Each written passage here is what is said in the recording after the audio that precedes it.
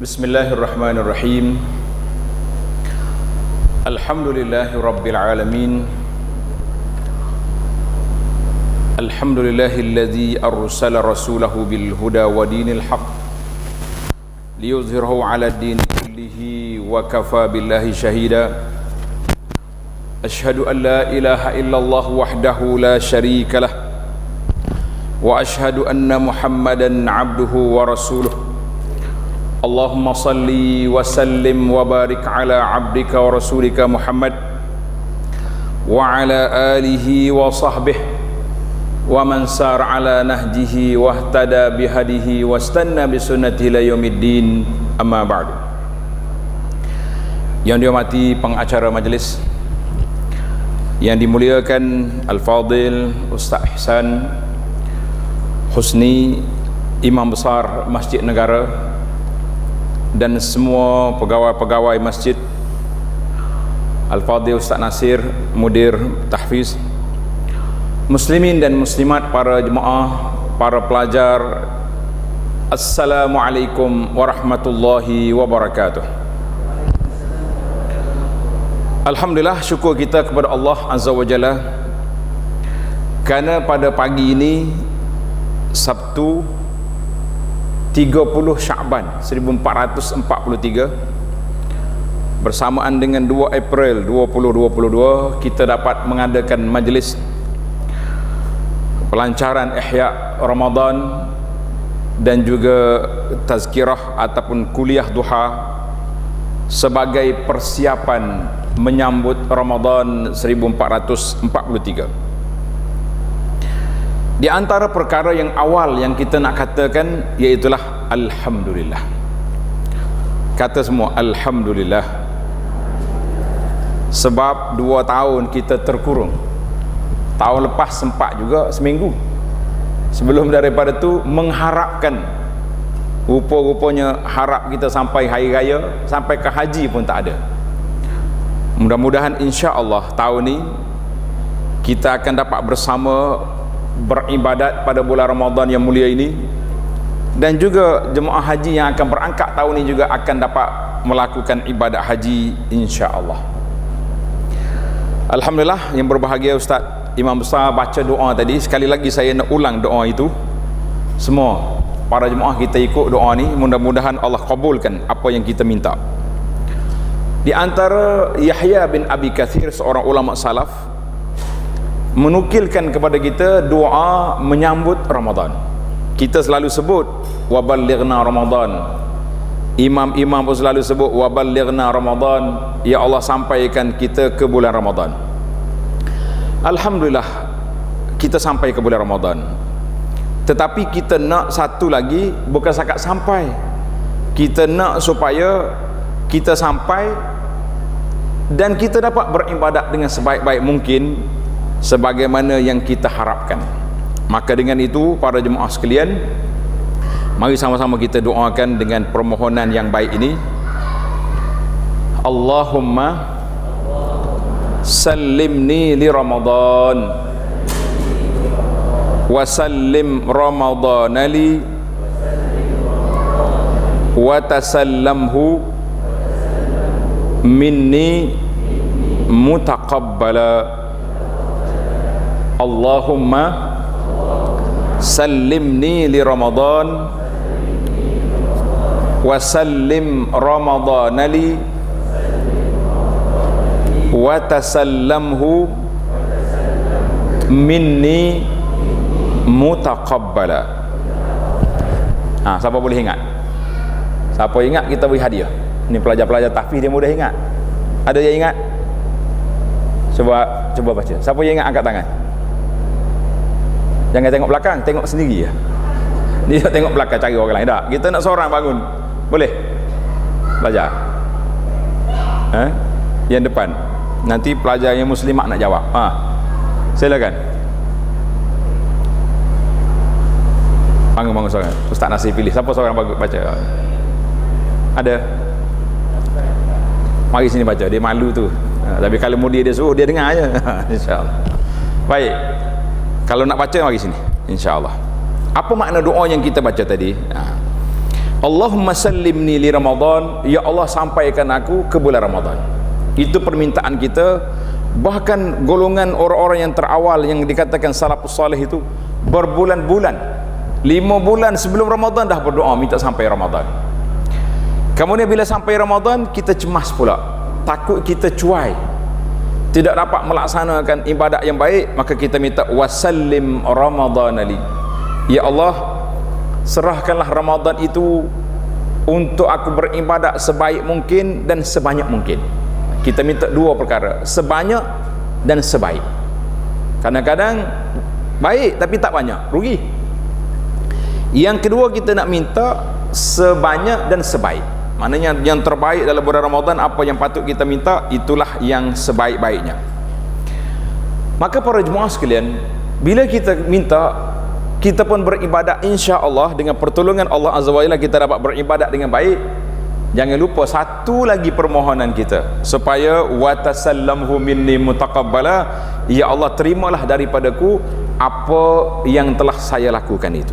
Jadi kita bimbang takut kita ni baik, kita dah buat yang terbaik tapi Allah Ta'ala tak kabulkan, maka kita mengatakan ini satu kerugian yang amat besar.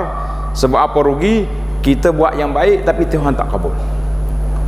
Kita mengharapkan apa yang kita buat ini diterima oleh Allah Azza wa Jalla, barulah kita mengatakan itulah yang sepatutnya. Maka para jemaah sekalian, bila kita nak Ramadan, tengok dalam risalah yang saya bagi, mudah ya. Nah, biasa kita buat kertas kerja panjang-panjang, kertas je kerja, orang tak bekerja tak guna juga kan. Dia kata aduh kertas kerja ustaz, saya kata saya tak nak kertas kerja, saya nak orang bekerja. Kita nak orang yang bekerja. Maka di antara ibadat yang kita akan laku ini, nama dia ibadat puasa. Sebab itulah Allah Ta'ala sebut ya ayyuhalladzina amanu kutiba alaikumusiyam, ya ayyuhalladzina amanu kutiba alaikumusiyam, wahai orang yang beriman difardukan ke atas kamu berpuasa. Difardukan ke atas kamu berpuasa maknanya Allah Ta'ala fardukan supaya kita berpuasa pada bulan Ramadan ini. Baik, yang pertama anda nak huraikan, sekaligus kita cuba tanya para pelajar muslimin dan semua, kita jawab apa makna Ramadan. Siapa dia tahu makna Ramadan? Kalau orang kata bulan Ramadan, Ramadan tu bulan apa? Siapa boleh jawab?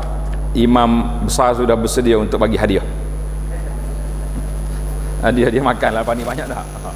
Apa dia makna Ramadan? Cuba tak? Sila. Ramadan dengan makna panas. Pandai dah tu. Alhamdulillah, itu di antara yang menarik. Ramadan makna panas. Sebab apa panas? Kita kena ingat Ramadan daripada ar-ramdu, dengan makna panas. Sewaktu penetapan nama bulan kan kita ada Rabi'. Rabi' itu makna musim bunga. Kemudian mari pula dia panggil Ramadan. Ramadan kebetulan waktu dia orang letakkan musim nama bulan, musim panas. Tapi hari ini tak semestinya panas. Allah Subhanahu Wa Taala bila diletakkan musim itu di bulan Hijri, bulan Qamari, Hijri itu baru. Qamari makna dulu daripada itu lagi. Kita ni ada dua bulan, satu bulan Syamsi, kita ikut matahari. Kalau ikut matahari dia tak berubah. Musim panas, panaslah bulan 7, Julai, Ogos, September itu panas. Kemudian dia mari musim sejuk. Tapi kalau bulan Hijri dia akan berubah sebab berubahnya musim yang kita dulu. Maka Allah SWT nak beri kita rasa semua masa. Ada waktu kita puasa musim hujan. Kita di Malaysia ni orang panggil musim hujan. Kalau musim di negara Arab itu dia panggil musim sejuk, syita kan, syita. Syita, rihlatus syita was saif. Dalam Quran kata, rihlah pada musim sejuk dan musim panas. Jadi bila mari musim sejuk di negara Arab, kita terasa sangat. Udaranya sejuk, masa pendek. 5:30 pukul 6 dah maghrib. 6:30 baru subuh. Oh, panjang masa malam untuk makan. Untuk makan ke untuk ibadat? Kena jawab berani sikit. Untuk makan ke untuk ibadat? Dua-dua dapat. Kan Allah Ta'ala sebut dalam Quran, kita boleh uhillalakum lailatas siyam, daripada malam tu sampai ke terbit fajar, hatta yatabayyan, sehingga selesai jelas fajar. Maka malam tu panjang, kita pun terasa puasa kita ni relax ya. Tapi kalau datang puasa di saif, musim panas, kita akan terasa sungguh-sungguh. Maka di situ para ulama mengatakan Allah SWT nak beri kepada kita merasai semua musim. Ketika kita musim sejuk, kita syukur alhamdulillah. Bila kita puasa musim panas, kita sabar alhamdulillah. Dua-dua orang mukmin sifat dia alhamdulillah. Kan? Kalau kena ujian, sabar alhamdulillah. Sebab itulah dikatakan oleh para ulama kita Ahlus Sunnah, Allah SWT dipuji walaupun kita diuji. Boleh tulis kata-kata tu. Allah, kita tetap memuji Allah walaupun kita diuji. Bila kita kena uji, kita kata alhamdulillah ala kulli hal. Segala puji bagi Allah dalam semua keadaan. Kalau Allah Taala beri rahmat kepada kita, alhamdulillah di atas nikmat yang dianugerahkan. Mana sifat orang mukmin. Jadi Ramadan itu panas. Sebab apa nama dia panas? Walaupun masih pada musim sejuk, sebab kepanasan Ramadan itu membakar dosa-dosa kita yang lepas. Dalam hadis Nabi kata, Ramadanun ila Ramadan, di antara Ramadan tahun ni dengan Ramadan yang berikutnya, kafaratun lima bainahuma, menjadi kafarah di antara kedua-duanya. Menjadi kafarah antara dua Ramadan. Al-Jum'atu ila al-Jum'ati, Ramadan ila Ramadan, kafaratun lima bainahuma, menjadi kafarah di antara kedua-duanya. Dua musim itu jadi kafarah. Maka para pelajar sekalian, kita kena tahu apabila kita kata kafarah, artinya penghapus dosa. Jadi kepanasan Ramadan itu menghapuskan dosa-dosa anak Adam. Kepanasan juga kita apabila kita tak boleh makan pada siang hari. Panas ke tak panas? Jawabnya panas. Sebab apa tak boleh makan? Perut kita kosong, sehingga Nabi SAW menggalakkan, Nabi kata apa? Khalufu famis saim, bau mulut orang yang berpuasa itu lebih harum di sisi Allah Azza wa Jalla daripada bau kasturi. Bau mulut orang yang berpuasa lebih harum daripada bau kasturi di sisi Allah Azza wa Jalla. Maka para jemaah sekalian, bila kita kata kita dah faham dah makna Ramadan, sekarang ni saya pergi kepada soalan yang pertama. Hari ni kita bagi 10 soalan. Boleh ke tak boleh? Kalau tak cukup pukul 12, pukul 1 boleh tunggu. Oh, dia kata jangan Ustaz, tadi Imam Ustaz dah sebut kita ada makan kat luar tu, takut sejuk makanan.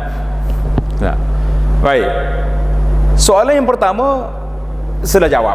Kenapa nama Ramadan? Boleh jawab dah. Kenapa Ramadan itu nama dia Ramadan? Boleh? Nama dia panas. Ar-Ramdu dengan mana? Panas. Soalan yang kedua, bila kita, Allah Ta'ala sebut dalam Quran, ya ayyuhallazina amanu kutiba alaikumusiyam, diperdukan kepada kamu berpuasa. Apa makna puasa? Ini soalan yang kedua. Tanda pelajar, saya nak bagi 10 soalan je hari ni, insya-Allah sempat masa. Kalau tak sempat, kita pendekkan jawapan. Apa makna puasa? Yang lain, puasa Ramadan. Ramadan tu nama bulan. Puasa, apa makna puasa? Puasa dengan makna menahan diri, itu makna saum. Menahan diri daripada melakukan sebagai perkara.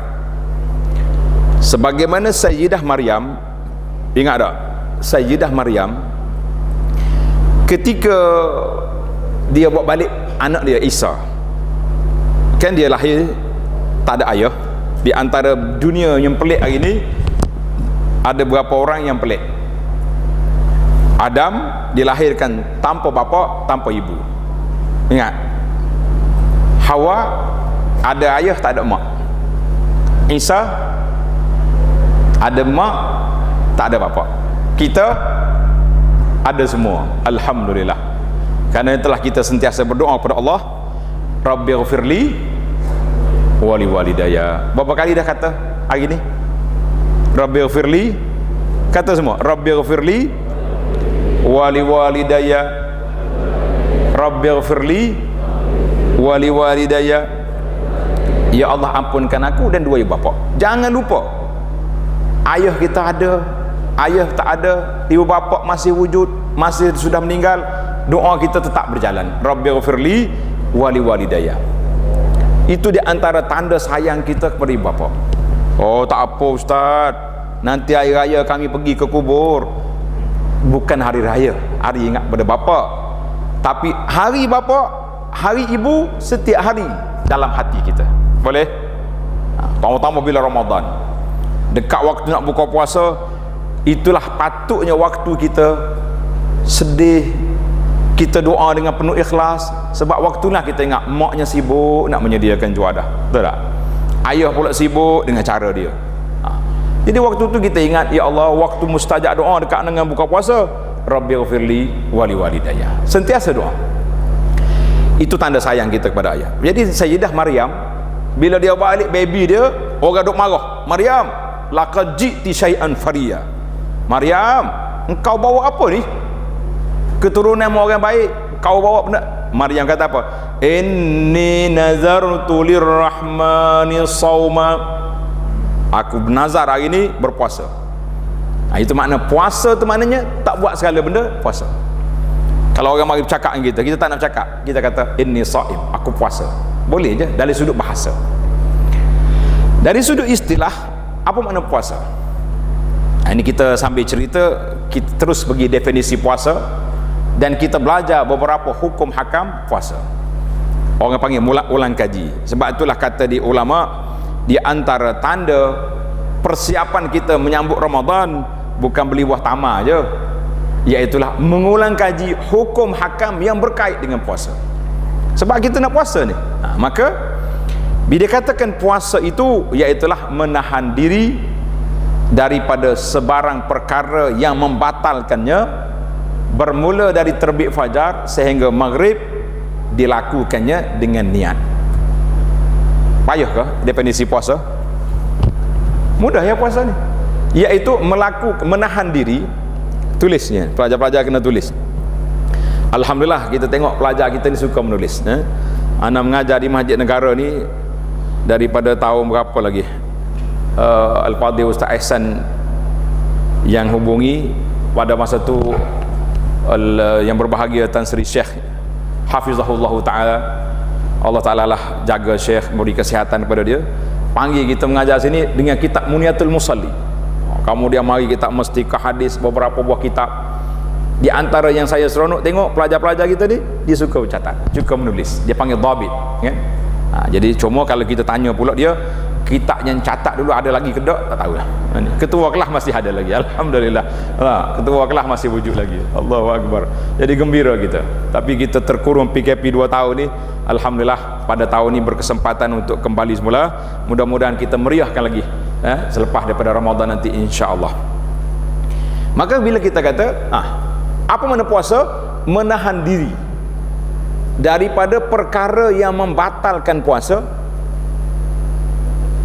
bermula daripada terbit fajar subuh sampai ke maghrib dengan niat. Kena tahu, barulah lengkap dia punya definisi. Ni pelajar-pelajar kita nak dengar cerita. Ada seorang budak dalam kelas ni, dia tak pernah bertanya, dia diamnya, tapi dia besar body dia. Yang mana besar sini tengok dia. Besar body maknanya makan banyak tu. Bila ustaz dia cakap, kita tak boleh makan daripada terbit fajar sampai jatuh matahari, dia pun angkat tangan. Ustaz mau tanya. Ustaz kata ni kan nak kiamat dah ni. Budak ni dalam kelas tak pernah bertanya, tiba-tiba hari ni nak tanya. Jadi pelajar lain diam, jangan cakap, kita beri peluang dia bertanya. Dia kata, Ustaz, saya nak tanya soalan. Silakan, ni benda pelik yang berlaku dalam kelas ni.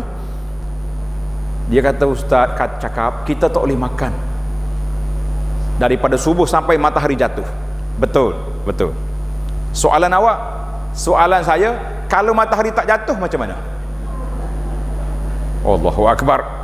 Ustaz dia kata, baiklah engkau diam, tak cakap macam biasa juga dah. Rupanya dia besar sangat, dia duduk mikir, kepala dia nak makan. Itu yang kita kata puasa ini menahan diri daripada perkara yang membatalkan puasa. Baik, sekarang ni perkara yang membatalkan puasa, berapa perkara? Berapa perkara yang membatalkan puasa? Kita ambil perkara asas yang membatalkan puasa. tanda itu. Yang pertama sekali, makan dan minum dengan sengaja. Makan dan minum dengan sengaja, itu dia panggil perkara asas yang membatalkan puasa. Tapi kalau orang tu makan tak sengaja, macam mana? Boleh ke tak boleh? Kalaulah dia makan tak sengaja, contoh orang ni dia berpuasa tapi dia terlupa. Bila dia terlupa, dia pemakan sampai kenyang. Kata di para ulama, siapa dia makan sampai kenyang kerana dia lupa, Nabi SAW beritahu, itulah Allah Ta'ala beri dia peluang untuk makan di siang Ramadan. Tapi lupa sungguh, jangan buat lupa.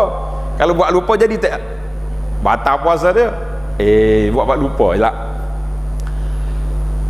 Makan, minum, melakukan persetubuhan bagi wanita keluar haid ataupun nifas, maka orang itu batal lah puasa dia secara resminya. Ada lagi lah dalam kitab fiqh ni, dia tambah banyak. Muntah dengan sengaja, memasukkan sesuatu ke dalam rongga yang terbuka, gila atau murtad, na'udzubillah, itu di antara yang batalkan puasa. Tetapi yang kita nak fokuskan di sini, para pelajar sekalian, para jemaah sekalian, perkara yang membatalkan puasa jelas kepada kita. Tak boleh makan, tak boleh minum, tak boleh melakukan persetubuhan, tak boleh perkara-perkara yang tidak dibenarkan itu. Tetapi kita kena ingat dan kita kena sedar bahawa ada lagi perkara besar dalam agenda puasa ini yang Allah Ta'ala sebut dalam surah Al-Baqarah yang kita baca tadi.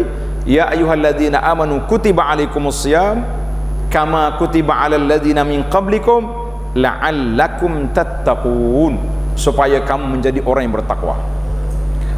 Maka kita nak fokuskan nak jadi orang bertakwa, itulah yang telah saya senaraikan di dalam senarai pendek dalam risalah kita ni. Pelajar-pelajar tengok risalah, ada beberapa senarai dekat 9 atau 10 perkara yang kita senaraikan di sini. Ini di antara agenda puasa meraih takwa kepada Allah Azza wa Jalla. Puasa kita nak raih takwa. Baik, dia tulis ni bermula daripada terbit fajar. Kita baru definisi baru ni, belum masuk lagi pada syarah. Nanti syarah kita pergi lepas ni. Bermula dari terbit fajar sehingga maghrib. Ada orang tanya, Ustaz, pukul berapa? Jawabnya pukul berbeza, tak sama.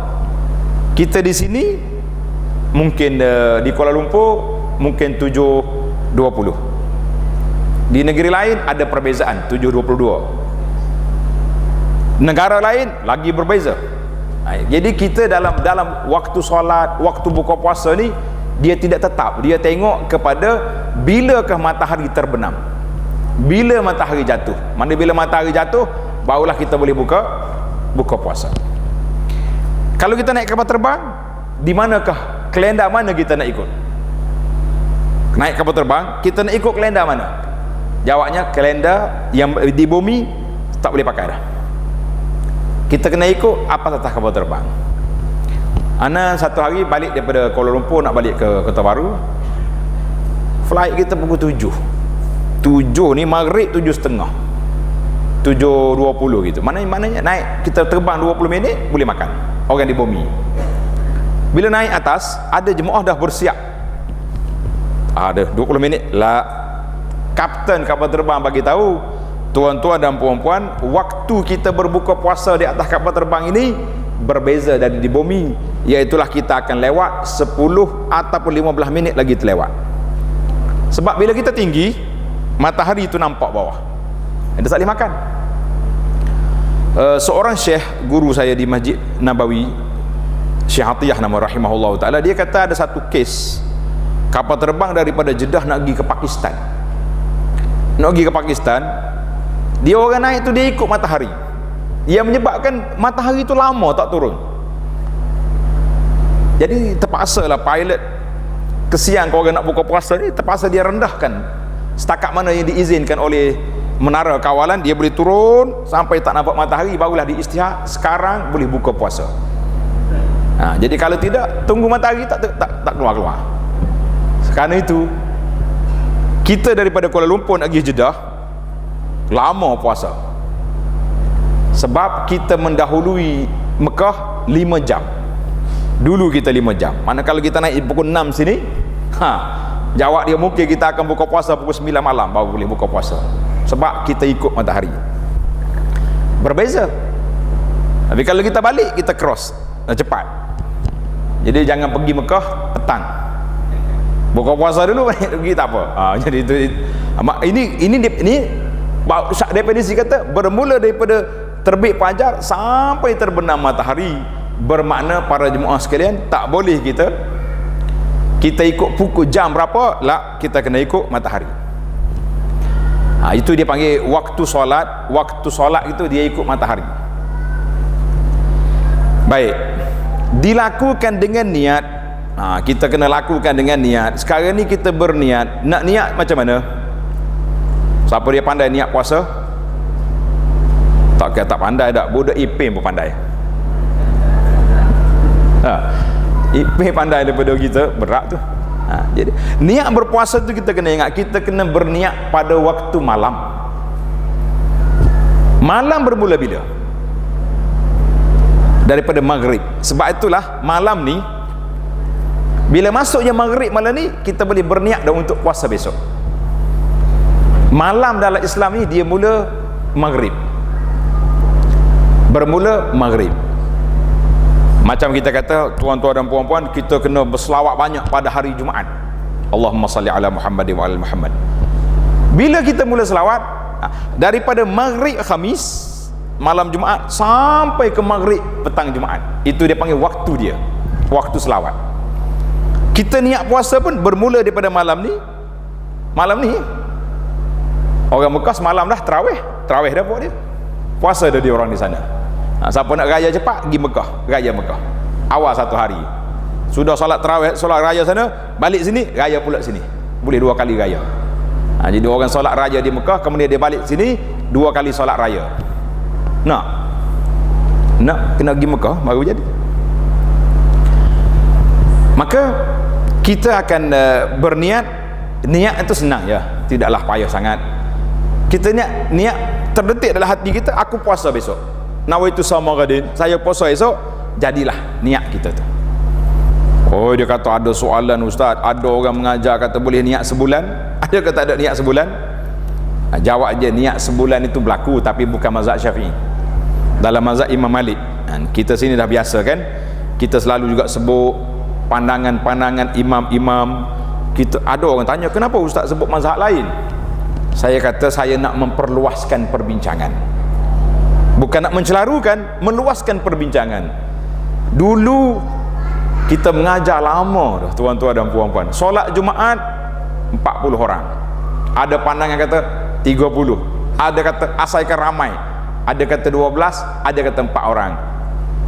Bila yang dah belajar ni, bila mari PKP, tadi Al-Fadhil Ustaz Imam Ustaz dah sebut berapa orang boleh solat masa tu? 4 orang. Ikut negeri saya 4 orang. 4 orang ya boleh solat Jumaat 4 orang. Terkejut imam. Saya kata inilah ilmu yang kita belajar dulu, ada pandangan sekian-sekian. Kita kata alhamdulillah. Oh, jadi kita nak niat sebulan lah ustaz? Tak payah niat sebulan, kita kena niat setiap hari, setiap malam. Cumanya niat sebulan itu untuk apa? Untuk kalau syaitan mari kacau kita. Oi, pening juga ni. Pening ke tidak? Mana ada syaitan bulan Ramadan?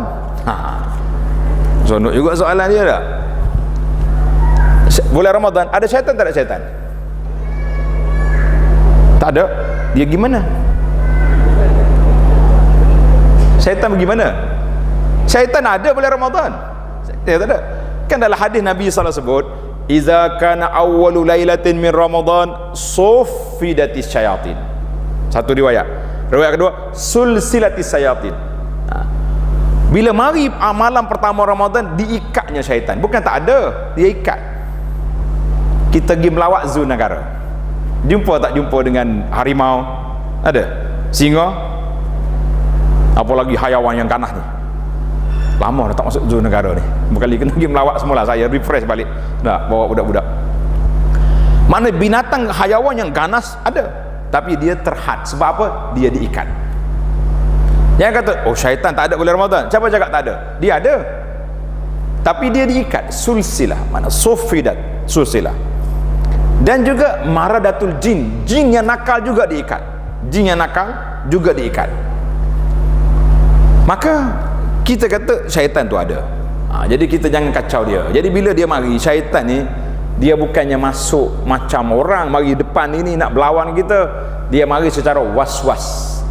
Was-was, mana dia kacau kita mikir, awak semalam niat tak niat puasa tu? Macam tak niat je, habis dah tak puasa, makan je lah. Sudah. Dia mari, kenapa makan? Terlupa niat bang. Boleh kita jawab? Dah, ustaz pergi melawat awak di asrama, tengok duk makan. Kenapa makan? Ustaz, saya terlupa niat semalam. Boleh? Tak, itu semua mainan syaitan. Jadi kita, kalau kita niat sebulan tu mana lebih mudah-mudahan bila syaitan kacau kita kata, dah, aku dah niat lah semalam, engkau jangan duk kelentong aku. Sedap tak sedap? Berani tak berani kita? Jangan kata syaitan tu ada. Ada orang tanya, dia kata, ustaz, kalau syaitan tak ada, kenapa pelajar-pelajar kena histeria di bulan Ramadan? Kita kata syaitan ada. Dan syaitan pun dia bukannya tak cerdik. Kita kena ingat, syaitan di antara makhluk yang bijak. Cerdik dia ni. Apa bijak dia? Dia tahu dia nak cuti sebulan, dia dah latih pengganti dia, proksi dia, pegawai dia, pembantu dia sudah ada. Dia kalangan manusia yang telah dididik oleh syaitan. Jadi kita jangan sedap hati kata, oh tak ada syaitan lah. Syaitan masih ada. Jadi kita niat, kalau kita niat sebulan, tapi tetap kita kena niat setiap malam.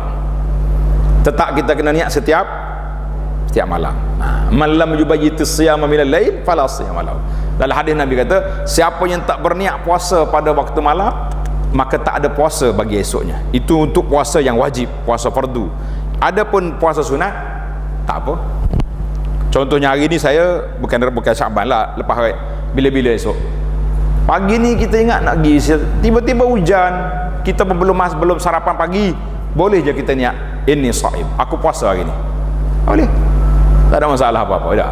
Kita pun rasa malah nak pergi mana-mana dah. Boleh kita niat puasa, tapi dengan syarat itu untuk apa? Untuk puasa sunat, puasa wajib, puasa nazar, puasa qada, mesti niat pada waktu malam. Sebab apa? Siapa dia boleh jawab kenapa 3 jenis puasa ini mesti niat pada waktu malam? Siapa dia boleh jawab? Nampak ramai nak jawab tu? Nah, berebut nak angkat tangan. Silakan.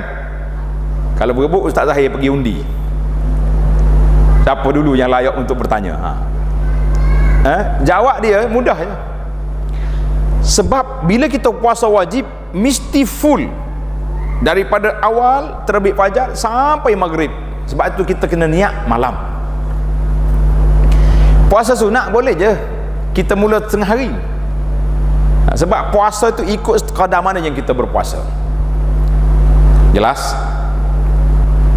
Macam kita solat sunat. Saya ustaz tarawih tahun ni sudah bercita-cita,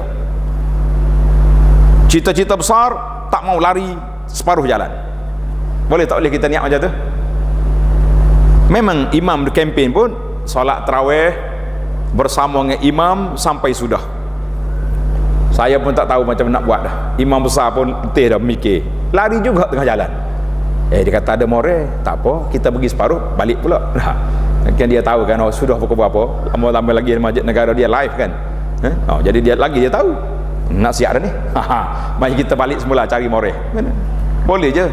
Jadi kita, bagaimana kita nak ikat supaya tidak lari tu? Kita, saya tak larat ustaz. Solat sunat kalau tak larat berdiri, boleh je duduk. Yang cerita seronoknya waktu orang pergi umrah ke haji. Kan sekarang ni pihak Masjid Haram dia sediakan skota boleh sewa. Dah. Siapa yang pergi umrah haji pernah naik skota? Ramai pula yang mengangguk. Tu dia. Seronok. Naik. Saya pun ceramah. Saya kata tuan-tuan dan puan-puan, siapa dia pergi tawaf naik skota ke atas, boleh setengah pahala. Boleh setengah pahala? Sebab mana sama orang berjalan kaki, jauh penat tu, engkau naik relax ya sambil duduk buah atas kereta. Tambah-tambah pula berpasangan pula dengan isteri. Orang Kelantan kata gendong, membonceng. boleh separuh. Oh iya. Geng sekota ni dia kata gini, kita lawan ustaz. Seronok juga nak lawan ustaz ni. Habis macam mana? Dia tawaf 2 kali, separuh-separuh full. Bijak murid saya ni. Dia boleh takwil kita punya huraian. Jadi dia marah repot, dia kata ustaz, dia orang tawaf 2 kali. Saya kata baik, nanti ceramah depan saya nak tanya. Tuan-tuan dan puan-puan yang sewa sekota tu, kita punya kontrak dengan syarikat, sekali tawaf ke 2 kali tawaf? RM100, RM100 tu sekali ke 2 kali? Sekali ya. Yang engkau pergi tawaf 2 kali buat apa? Oh, dia kata tak boleh lawan dengan ustaz ni. Nah, lain kali kita tak boleh buat macam tu. Maknanya kalau kita uzur, tak larat nak berdiri, boleh je duduk. Tak larat ni boleh kita duduk. Kita kata alhamdulillah. Para jemaah sekalian, itulah di antara kelebihan yang Allah Ta'ala nak anugerahkan kepada kita, mudah sangat-sangat. Maka kita pergi kepada niat sudah selesai, rukun menahan diri daripada perkara yang membatalkan puasa juga kita dah bincang tadi. Yang pertama sekali, makan dengan minum dengan sengaja, memasukkan sesuatu ke dalam rongga yang terbuka. Hari ini timbul lagi soalan, ada orang nak injek vaksin siang hari, boleh ke tak boleh? Kalau kita kena swab, kena korek hidung waktu siang hari, boleh ke tak boleh? Itu kena tanya pejabat mufti yang sebelah kita ni, pejabat mufti wilayah macam mana. Dan alhamdulillah pun setelah keluar kenyataan bahawa injek itu tidak membatalkan puasa, boleh je kita pergi. Jadi alhamdulillah banyak perkara yang telah terjawab di dalam amalan-amalan hidup kita ni. Maka kita jangan duduk susah hati sangatlah kepada jemaah sekalian. Jangan duduk susah hati bahawa kita sedang berada dalam ibadat yang sangat besar. Baik, timbul lagi soalan, apakah perkara yang patut kita buat dan apakah hikmah Allah Subhanahu Wa Taala minta kita berpuasa? Untuk maklumat pada pelajar, puasa ini difardukan pada tahun yang kedua. Pada tahun yang kedua. Tahun yang pertama Nabi sampai bulan Rabiul Awal tahun pertama Hijrah, belum lagi difardukan puasa. Kemudian masuk bulan Muharram tahun berikutnya, Nabi tengok orang Yahudi puasa di Madinah. Nabi pun tanya sallallahu alaihi wasallam, kenapa kamu puasa? Dia kata, ini hari yang besar, ini hari yang besar. Hari Allah Ta'ala selamatkan Musa dari Fir'aun.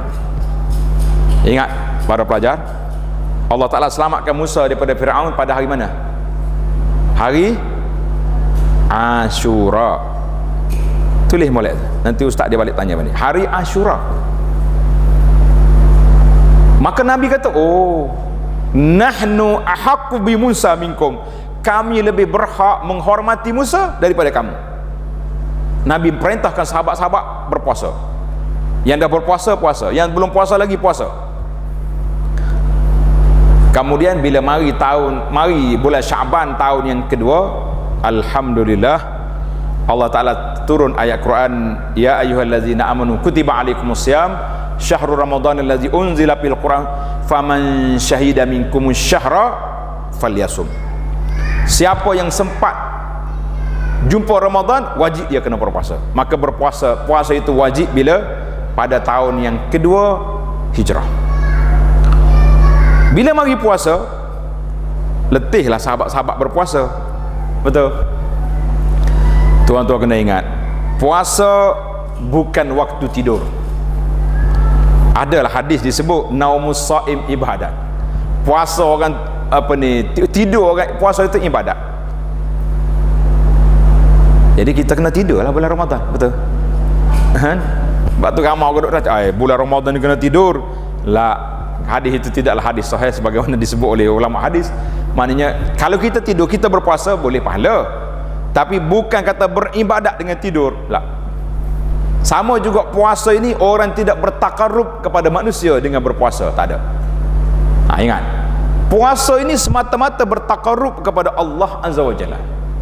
Ini di antara hikmah puasa.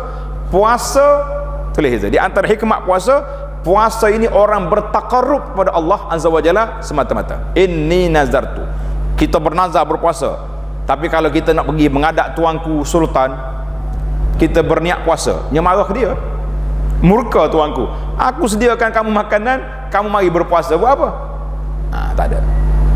Tapi puasa ini khas untuk kita beribadat kepada Allah Azza wa Jalla, khas untuk kita beribadat kepada Allah Azza wa Jalla. Maka kita boleh kongsikan hikmah berpuasa dalam ayat 183 surah Al-Baqarah tadi, la'allakum tattaqun. Allah nak suruh jadi kita orang yang bertakwa. Untuk maklumat para jemaah dan para pelajar khususnya ini, ingat ayat puasa bermula daripada 183 Baqarah sehingga 187. Ingat, satu tempat je Tuhan letak hukum puasa di situ. Berbeza dengan hukum lain. Zakat, haji langsung dia tak detailkan. Tawaf, sa'i secara susunan tak ada. Tapi puasa khas. Allah Ta'ala sebut dalam hadis kursi, illa saum fa innahu li wa ana ajzi. Puasa ni untuk aku beri balasan. Maka di sinilah kita mencari hikmah bahawa puasa itu untuk apa? Jawab dia untuk yang pertama sekali, hikmah yang pertama, Allah Ta'ala nak jadikan kita manusia yang bertakwa. Manusia yang bertakwa, apa makna bertakwa? Iaitu orang yang takut kepada Allah Azza wa Jalla. Takut kepada Allah Azza wa Jalla. Hei, kalau kita tengok para jemaah sekalian, macam mana Allah nak beri anugerah yang besar ini kepada kita. Saya buat contoh analogi yang paling mudah. Seorang pegawai nak dinaikkan pangkat. Bos besar kata, awak, saya nak naik pangkat awak. Lepas tu dia senyap gitu ya. Kita balik fikir 4 kali kat rumah. Biar betul bos ni. Tak pernah cakap pun, apa borang tak isi, kerusuh tak masuk. Betul ke nak dapat ni? Kita fikir. Tapi kalau bos panggil, isi borang, awak pergi kerusuh seminggu di sini. Kita balik rumah cakap terus dengan isteri. Kalau yang pegawai wanita, cakap suami, bang, saya nak naik pangkat. Mana bukti? Nih, surat. Itu analogi mudah. Allah SWT tak boleh nak banding dengan makhluk. Laisa kamitsli syai'. Allah SWT bila kata kutiba alaikumus la'allakum tattaqun, Allah nak kita jadi orang bertakwa. Nabi SAW huraikan makna apa takwa. Iza kan awwalu lailatin min Ramadan suffidatis syayatin. Pada awal bulan Ramadan diikatnya syaitan. Syaitan diikat. Sekarang ni tuan-tuan dan puan-puan, lorong pertempuran, perbalahan di antara kita dengan syaitan kurang. Syaitan diikat. Yang kata tak ada, dia ikat. Yang tinggal depan kita apa dia? Nafsu. Tapi nafsu bukanlah sebarang yang mudah. Ikut hawa nafsu lah, tidak semudah yang kita cakap. Sebagaimana kata ahli qasidah, tulis kata-kata menarik qasidah ni, terutama sekali ibu-ibu wanita tu, dia kata an-nafsu kat-tifli in tuhmilhu syabba ala hubbir rada wa in taftimhu yanfatimi. Menarik ke? Sedap qasidah. Boleh tulis? Tak boleh tulis? Sudah. Ni kena tulis di whiteboard dah ni. Tulis tulis. An-nafsu kat-tifli, nafsu kita ni macam baby, kanak-kanak. Syabba ala hubbir rada. Baby ni dia membesar suka menyusu. Betul tak ibu-ibu semua? Suka sangat menyusu. Mak nak tidur pun menangis, mau susu. Bagi sekejap, tidur balik. Syabba ala hubbir wa in taftimhu yang fatimi. Tapi kalau kita lepaskan susu, boleh je dia lepas. Boleh tak boleh? Saya nak tanya pegawai-pegawai kita yang muslimat ni, paling awal anak dilepaskan susu berapa minggu? Tak kira diri sendiri ke, cerita kawan pun tak apa. Seminggu? 2 minggu? Tak kira. Dalam Quran kata 2 tahun tu. Yang realiti hidup kita sekarang ni, orang bekerja, mesyuarat sana sini, kena pergi pejabat. Berapa hari lepas baby beranak? 2 minggu. Ni hotak kerja kali ni. Ada 2 minggu pun ada. Tak cukup 40 hari sebab pasal kena masuk pejabat, kena pergi kerja. Maknanya budak tu boleh terima. Artinya nafsu kita ni, kalau kita biar, begitulah keadaan dia. Suka tidur, suka duk makan, suka macam-macam suka. Tapi kalau kita didik dia, insya-Allah dia akan terdidik. Maka Allah Subhanahu Wa Taala nak beri kepada kita satu didikan, satu madrasah, suatu proses tarbiyah yang besar, iaitulah diberinya puasa supaya kita didik nafsu. Tapi sekarang ni tak tahulah terdidik ke tidak nafsu kita dengan puasa. Sebab kita banyak godaan di bulan Ramadan. Banyak tak banyak? Saya ni ustaz suka sangat tengok cerita Nabi. Cerita Nabi, cerita peperangan. Cerita Nabi dalam TV luar di bulan Ramadan, ada ke tak ada? Jarang ada.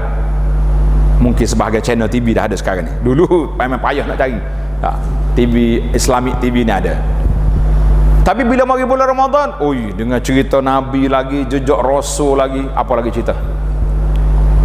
Baru je mula baca Quran, anak mak cerita Nabi pula. Nanti dulu letak Quran. Habis tengok cerita, nak buka puasa dah.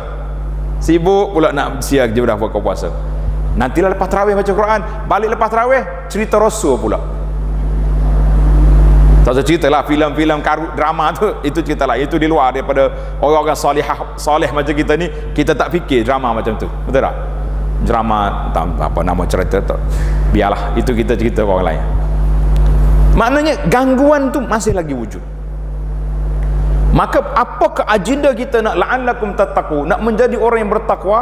Sudah pasti beberapa agenda besar Allah Ta'ala nak beri kepada kita. Maka kita kena peruntukkan masa yang cukup. Masa yang cukup. Satu, hikmah yang kedua, Allah Subhanahu Wa Ta'ala bila dia bagi perintah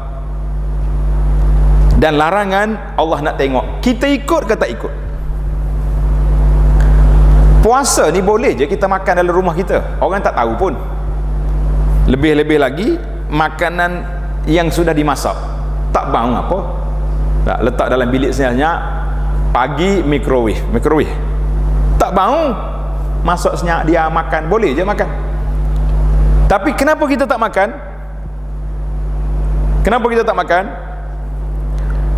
Allah nak tengok kita ni betul-betul beriman ataupun tidak. Orang beriman, ada orang, tak ada orang, zahir batin, semuanya bagi dia tak sama je. Sebab Allah SWT yang esa, sifat dia nya mendengar, melihat, mengetahui. Ingat ni para pelajar sekalian, kata dia Syekh Al-Fudail bin Iyad rahimahullah, dia kata datuk nenek kita dulu ajar 3 sifat Allah Ta'ala untuk kita hayati. Sifat lain yang kita duk hafal wujud ke dan bakal tu, tapi untuk penghayatan kita, tulis 3 sifat ni mesti dalam kepala. Yang pertama, sifat Allah Ta'ala melihat, Allah Ta'ala mendengar, Allah Ta'ala mengetahui. Kalau 3 sifat ini terpasak dalam jiwa kita, berani tak berani kita langgar perintah Allah? Tak akan berani. Aku makan tengah hari Ramadan, Allah tengok. Kita nak bercakap dengan orang, Allah mendengar. Kita nak buat benda yang tak baik, Allah mengetahui. Kita kata 3 ini menjadi kunci kepada manusia itu, imtithalu awamirillah wajtinabin nawahi, mengikut arahan Allah dan menjauhi segala larangan. 3 sifat. Yang lain-lain itu untuk ilmu, untuk kita hafal, banyaklah. Tapi biar kita pasak 3 ni. Kata Fudail, kami hafal 3 ni, kita tak akan langgar perintah Allah Azza wa Jalla. Baik. Yang ketiga, di antara yang ketiga, Allah SWT anugerahkan kepada kita bahawa puasa lapar. Bila lapar, kita kena ingat kepada orang lain yang lapar juga. Ingat kepada orang lain yang lapar. Nak tahu ujian bulan Ramadan, pergi berjalan di bazar. Sini ayam golek, sini ayam bakar, sini macam-macam ada. Nah, kita pecium bang, sedapnya bang, kalau boleh makan. Betul, sebab tu kata di ahli motivasi kata, nak membeli makanan jangan beli waktu lapar. Betul tak? Dia beli semua ada. 2 tangan ni, 2 belah tangan ni penuh kiri kanan sebab lapar nak makan belakang. Kita kena beli waktu kita kenyang, barulah kita fikir ni tak perlu, ini tak perlu, ini tak perlu. Sama juga waktu Nabi sebut dalam hadis, la yaqdil qadi wa huwa ghadban. Qadi, hakim tak boleh jatuh hukum waktu dia tengah marah. Nanti dia jatuh hukum tak adil sebab dia tengah marah, masa tengah garang. Jadi kita kata tak boleh. Maka para jemaah sekalian, ketika inilah kita kena belajar betul-betul bahawa Allah nak tengok setakat mana yang kita boleh buat. Maka dalam Ramadan itu ada dua larangan. Satu larangan masuk, satu larangan keluar. Mana lebih senang kita nak jaga yang masuk dengan yang keluar tadi? Sekarang ni kita kena fikir tentang menjiwai roh Ramadan itu. Kita teringat kepada orang-orang yang tidak ada makanan. Sebab itulah kata di pendakwah-pendakwah, dia kata tengok negara-negara yang susah, macam orang di Palestin contoh. Kita di sini hujan air, dia di sana hujan peluru. Tengok dia punya keadaan. Kita di sini duk fikir menu apa nak makan, nak buka puasa. Orang di tempat lain duk fikir apa benda yang kita nak makan. Tak ada makanan. Maka disinilah menjadi peranan kepada kita. Ramadan melatihkan kita menjadi syahrul jud, menjadi orang yang pemurah. Ingat kepada orang-orang yang susah. Jadi saya bagi tip tuan-tuan mencapai takwa ni, yang pertama sekali, kita Ramadan ni kita kena cari siapakah keluarga kita yang susah. Nak cari NGO, alhamdulillah banyak. Di masjid kita hari ni satu hari berapa dia punya bekalan, banyak makanan satu hari. Tapi kita nak tu kampung kita ni boleh tanya khabar, mak kalau masih ada mak, tak ada mak adik-beradik, coba tengok dalam qaryah kita ni, di kalangan anak-anak kita berapa ramai yang miskin, yang dijangka mereka akan buka puasa dengan sahur dengan makanan yang sama, ataupun makan buka puasa sahurnya minum air. Siasat. Alhamdulillah kita dah bagi semua orang-orang yang kita rapat, yang kita sayang. Kita pergi pada orang jauh sikit, pergi pada orang lain lagi, pergi kepada orang luar negara, tak ada masalah, silakan. Tapi ibda biman ta'ul. Kalau hadis kata mula dengan orang di bawah tanggungjawab kita. Sahabat bertanya Nabi SAW, ya Rasulullah, boleh tak kita beri sedekah zakat kepada keluarga yang terdekat, bukan penerima pusaka, bukan penerima nafkah, macam adik-beradik ke siapa dia, orang-orang yang keluarga kita. Nabi kata sadaqatun wasilatun, beri kepada keluarga dia jadi dua, sedekah, silah. Silah tu maknanya hubungan silaturahim itu rapat. Beri pada orang lain satu je, sedekah, ukhuwah boleh juga, tapi silah tu besar sebab hubungan di antara kita dengan mereka, hubungan silaturahim, kita kata inilah hubungan yang cukup besar yang kita nak laksanakan. Maka para jemaah sekalian, kita kena letak di situ, kita ingat orang miskin, kita yang pertama sekali kita ingat keluarga kita, baru kita pergi pada orang lain. Kita kata alhamdulillah, nikmat yang besar. Orang tak boleh makan benda yang ada, rasa macam-macam terkilan. Nak tahu, pergi interview kawan-kawan kita yang masuk hospital. Ada baru ni saya pergi satu tempat, kawan ajak makan, kebetulannya garamnya kurang dalam makanan tu, sup. Jawab di pakcik sebelah ni, dia kata macam duduk hospital je, macam duduk hospital je, dia kata makanan. Jadi kawan tu kata memang pengalaman dia ni keluar masuk hospital je kerja dia, mana masuk hospital makanan kurang garam.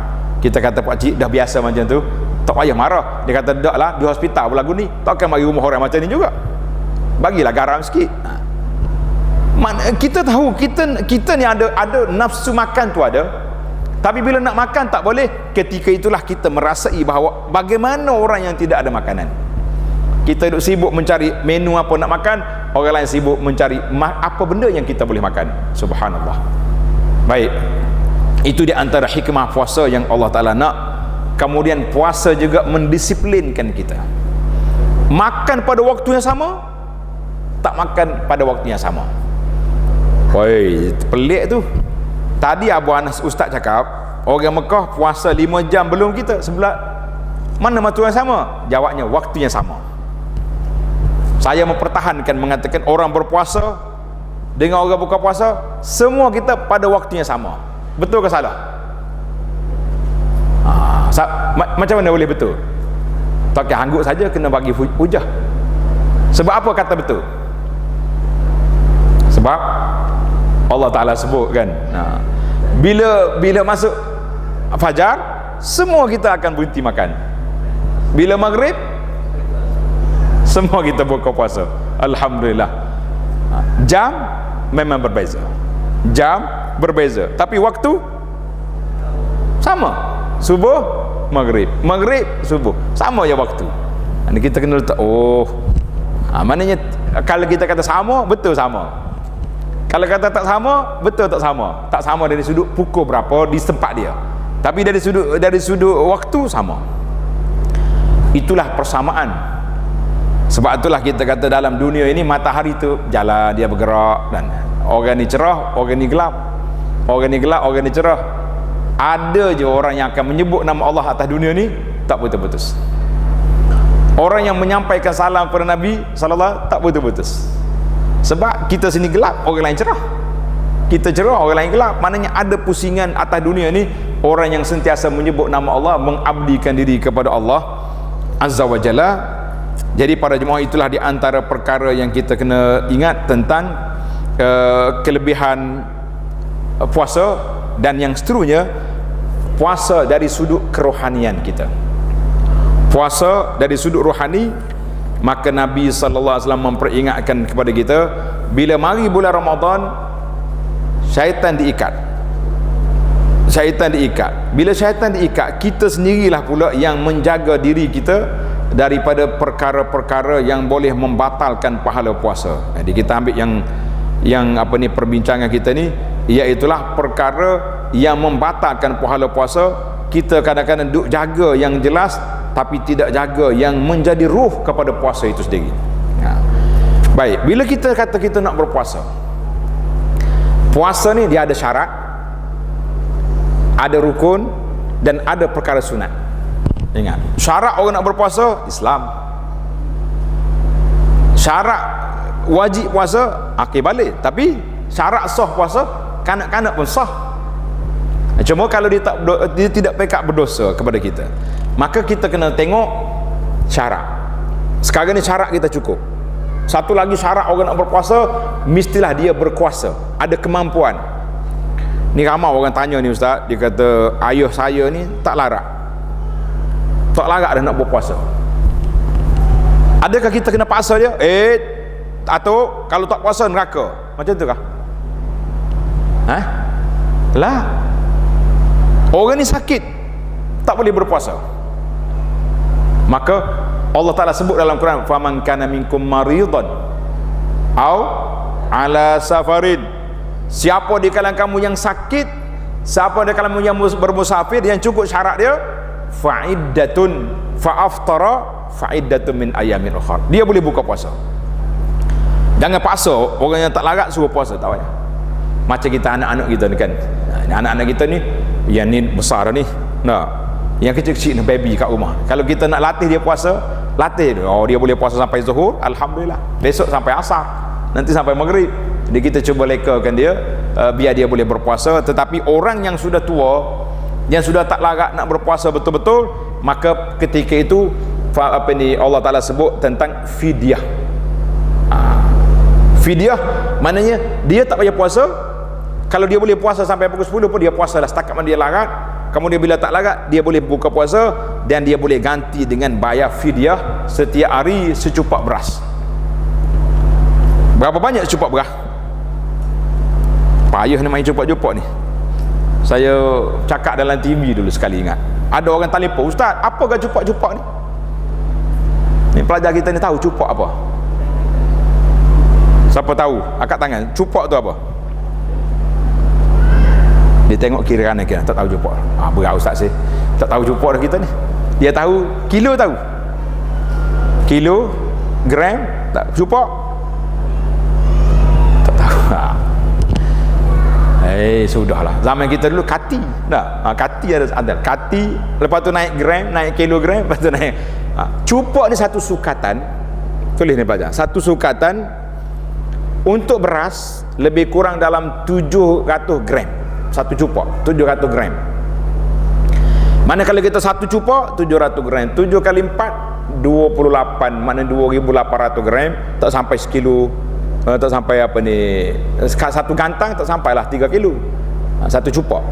Maknanya setiap hari kita ambil satu cupok, bayar ganti puasa bagi orang tua yang sudah tak larat nak puasa. Orang tua yang tak mampu nak puasa. Ada pun orang sakit, kita nilai sakit dia setakat mana. Maka para ulama katakan sakit yang boleh menyembuh, melambatkan sembuh. Satu, melambatkan sembuh. Yang kedua, sakit boleh menambahkan kesakitan. Mana kalau puasa jadi bertambah sakit dia, maka boleh dia buka puasa. Tapi yang buka puasa kerana sakit, yang buka puasa kerana travel musafir, fa'iddatun min ayyamin ukhar, dia kena ganti pada hari lain. Itu yang tak sedap. Oh, kalau puasa macam solat juga, suka ke wanita? 10 hari awak tak puasa, free. Seronok. Ni ada setengah wanita ni, minta maaf lah ibu-ibu jangan marah, cerita betul ni, kerja dia bulan Ramadan beranak. Macam mana dia punya set time, asyik duduk beranak yang bulan Ramadan, akhirnya dia tak puasa dia. Ustaz saya ni tahun ni melahirkan anak, tahun depan menyusukan anak, 10 tahun tak puasa. Macam mana saya nak bayar fidyah? Sudah. Kata awak pun bagi tanya lewat. Dah 5 tahun, dah 5 kali beranak. Patutnya tahun yang kedua tanyalah ustazah kau, macam mana ustazah saya ni dah asyik duk melahirkan anak je bulan Ramadan. Jadi kita ajah-ajahlah sikit biar lepas Ramadan. Kalau tidak banyak kena. Sebab 10 hari ni 3 bulan 30 hari full tak boleh puasa, maka fa'iddatu min ayamin ukhar, dia kena ganti pada hari lain. Dia kata ada pandangan ustaz, orang cakap kalau banyak tahun sangat macam ni boleh je ganti dengan fidyah. Itu tanya dia, jawab mufti yang ada sebelah tu. Saya tak berani nak jawab benda-benda yang teknikal macam tu. Nanti orang ambil hujah, dia kata boleh je tak payah puasa, susah kita. Jadi ada benda-benda soalan yang berbentuk teknikal macam ni, elok rujuk ke jabat mufti, sebab di sana ada panel, ada perbincangan. Tapi kalau kita main cakap relax macam ni, sekarang ni orang cerdik tuan-tuan, dia ambil video ni, print dia potong jadi TikTok, sudah. TikTok tu lah timbul fitnah kita hari ni. Macam-macam timbul fitnah, orang ni tuduh orang ni cakap orang ni, yang kita nak sebut di akhir nanti. Puasa dari sudut rohani kitanya, iaitulah puasa anggota kita. Baik, itu dari sudut syarat nak puasa mesti orang ada kemampuan. Mana kalau kata tak mampu, kalau andai kata puasa seperti solat, tak mampu pun kena puasa juga, tuan-tuan boleh bayangkan berapa ramai orang mati di bulan Ramadan. Bulan Ramadan lah bulan orang yang paling ramai sekali mati. Sebab apa mati? Sebab apa mati? Sebab kita paksa dia puasa, mati dia. Tapi saya tengok bulan Ramadan di antara bulan yang tak banyak orang di hospital. Tak pasti. Saya pergi melawat hospital, kata bulan Ramadan bertambah ke bilangan? Dia kata kurang. Sebab apa kurang? Orang tak nak sakit bulan Ramadan. Sebab dia tak mau duduk di hospital, dia mau puasa di rumah dia. Anak-anak dia pun kata, "Ustaz, mak janganlah pergi." Semalam saya jumpa seorang makcik, "Mari mana makcik?" Dia kata, "Mari bawa mak ke hospital swasta." Saya kata, "Kenapa tak pergi hospital kerajaan free?" Dia kata, "Kita nak puasa ni ustaz, nak tarawih." Dia kata, "Kalau tidak saya duduk tunggu mak di hospital." Ada juga macam tu. Jadi kita kata kepentingan mak masuk hospital tu bukan kita yang tentukan, itu kerja doktor. Tapi jiwa perasaan tu, orang tak nak duduk di hospital sebab dia nak beribadat dengan sebaiknya. Kita kata di hospital boleh ibadat juga, tapi tak samalah kan? Dengan kita boleh pergi masjid, boleh kita pergi. Maka para jemaah sekalian, di sini kita kena tengok adab-adab bila kita berpuasa. Apakah perkara sunnah ataupun adab bila kita berpuasa? Di antara adab yang disebut oleh para ulama Islam, iaitulah apabila kita masuknya malam pertama Ramadan, kita kena bersahur. Ramai orang tak nak bersahur ni. Dia kata tak payah sahur lah, kita makan pukul 12 malam, kita tidur pakai bangun subuh.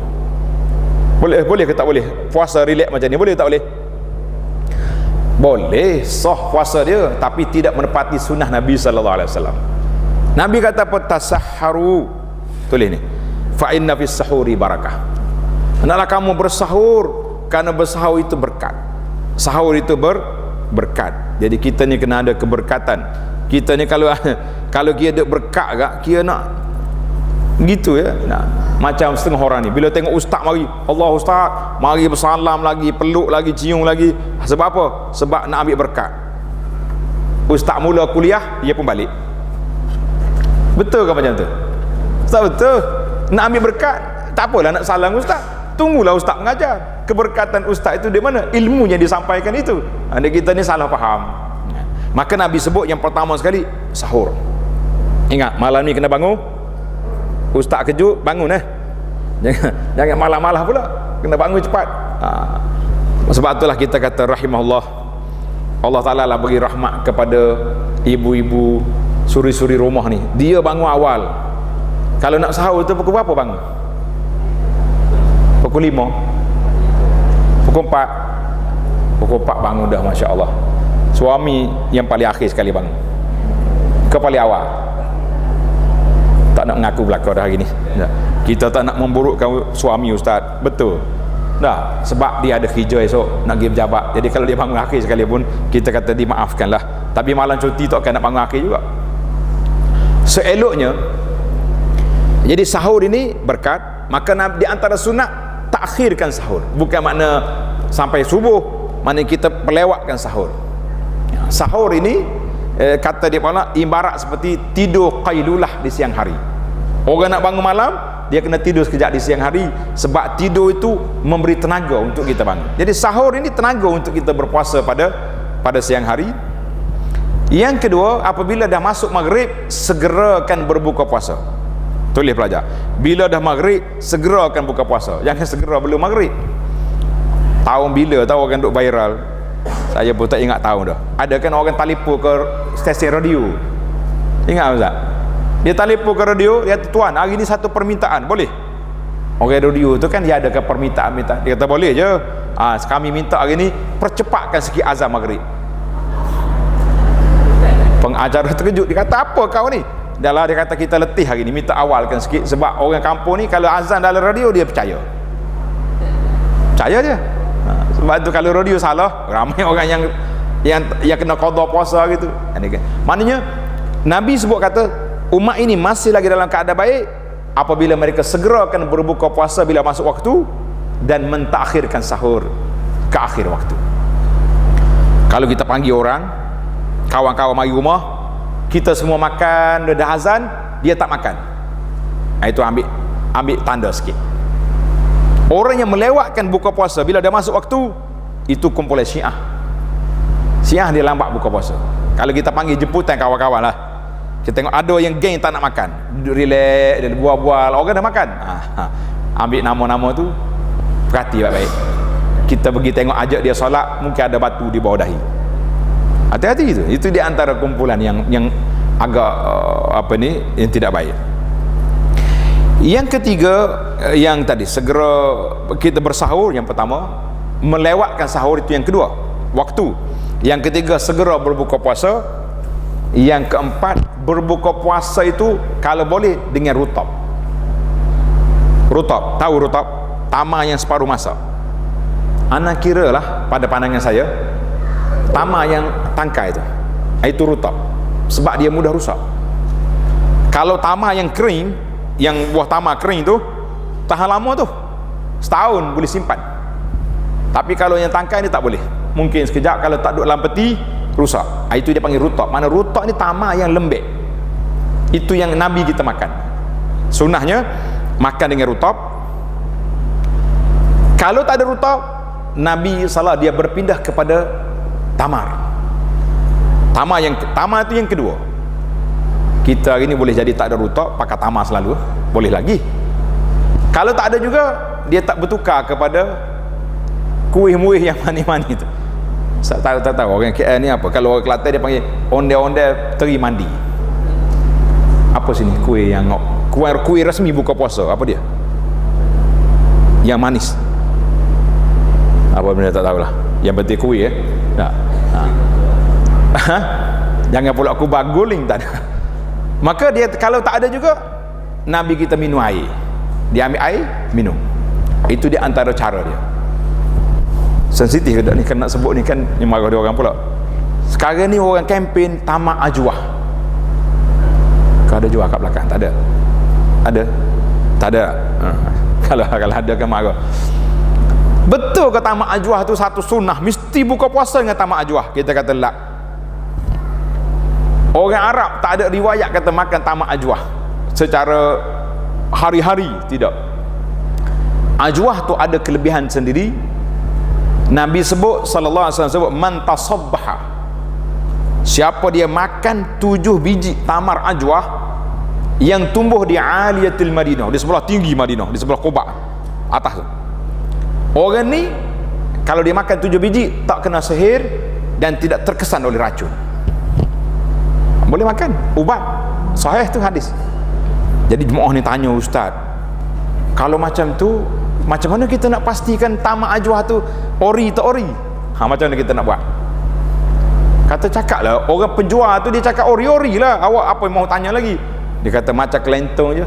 Oh, sedap dia seuzon ke orang jual. Saya kata gini lah, kalau awak tak percaya dengan orang, senang je saya nak bagi tip. Nak dengar ke tak dengar? Dia kata nak dengar. Gini ya, awak beli ajwah, makan 7 biji, ambil racun sikit terah. Awak nak ke? Nak. Kalau tak terkesan tu ori, kalau tidak jangan cari pasal. Betul ke macam tu? Karut tu dah. Kita pun gurau-gurau ya ustaz, jangan ambil serius.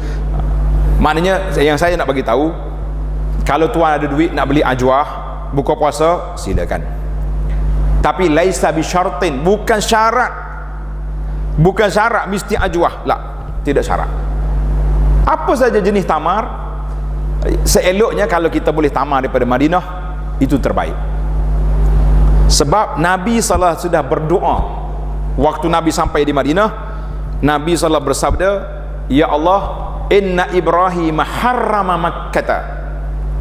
Nabi Ibrahim telah mengisytiharkan tanah haram Mekah dan berdoa untuk orang Mekah, wa inni haramtul Madinah, aku telah mengisytiharkan tanah haram Madinah dan aku berdoa keberkatan untuk cupak dan gantang di Madinah.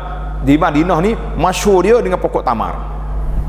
Jadi kalau kita boleh ambil tamar yang betul-betul ori dari bumi Madinah, bukan dari Madinah. Yang tamar jual Madinah pun banyak daripada Qasim, daripada syarikat lain, itu lain. Yang kita naknya dari bumi Madinah. Tanyalah, ni tamar mana ni? Dia ada nama. Tamar Madinah ni macam ajwah, tamar Madinah. Barni, memang Nabi sebut nama Barni, khairu tamaratikumul Barni, sebaik-baik tamar kamu Barni, menghilangkan penyakit dan dia tidak ada penyakit. Tak ada pula orang jual tamar Barni, murah tamar Barni. Syalabi, Safawi, itu nama-nama tamar Madinah yang agak murah, 20 riyal sekilo. Tapi kalau kak naik nama ajwah tamar Nabi, sudah 100, 120. Orang jual di Malaysia 107 pun ada. 100. Saya yang ana sebut ni bukan nak sekat rezeki kawan-kawan, tidak, tapi saya sebut ni untuk kepahaman bahawa tak semestinya ajwah untuk buka puasa. Jelas? Jangan susah hati, oh saya ni ustaz sedih ni tahun ini. Apa yang sedih mak? Sedih bang, tak boleh buka puasa dengan ajwah. Kita kata siapa cakap ajwah tu mesti buka puasa dengan dia? Tak syarat. Nak buat ubat? Naam. Falyatafaddal mashkuran, ma'juran insya-Allah. Baik, selesai kita buah tamar. Sudah kita buka puasa.